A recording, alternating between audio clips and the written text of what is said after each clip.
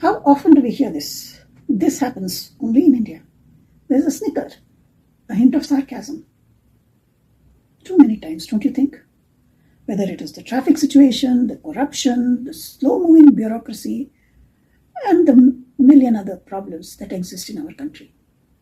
We repeat this statement in a derogatory manner with no thought about how it impacts not just the image of our country, but the psyche of the young Indians who are growing up listening to this. First and foremost, is this really true?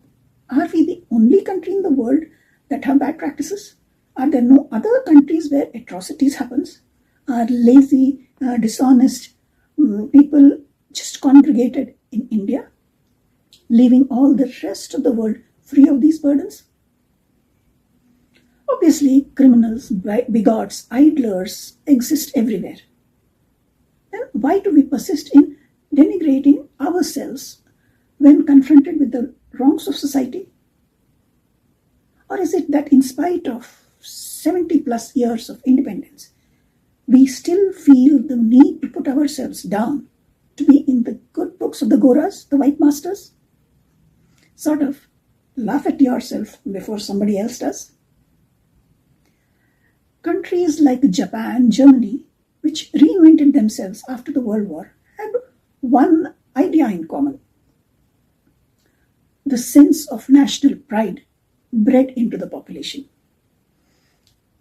This, in turn, ensured that the populace made an effort to live up to those standards, to those images. India is an emerging power, a leader in the making. The signs are there. In fact, we are already well into the path. Leaders cannot afford to succumb to a sense of inferiority if they hope to lead the nation with wisdom. This happens only in India, is a clear manifestation of the inferiority that Indians suffer from. A feeling resulting from judging ourselves by Western or developed countries' yardsticks. Things are changing. We are learning to be more confident. We are learning to appreciate what we have, while taking note of the things we don't have, the qualities we lack.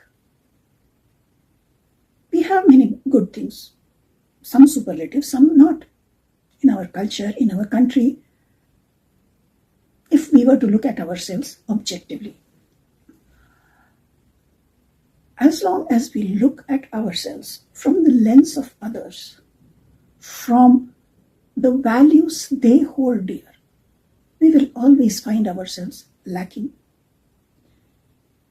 But the point to remember is, those lenses all developed because of the situations their countries faced.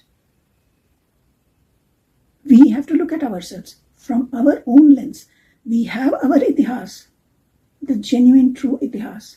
We have lots of knowledge and wisdom in our own culture.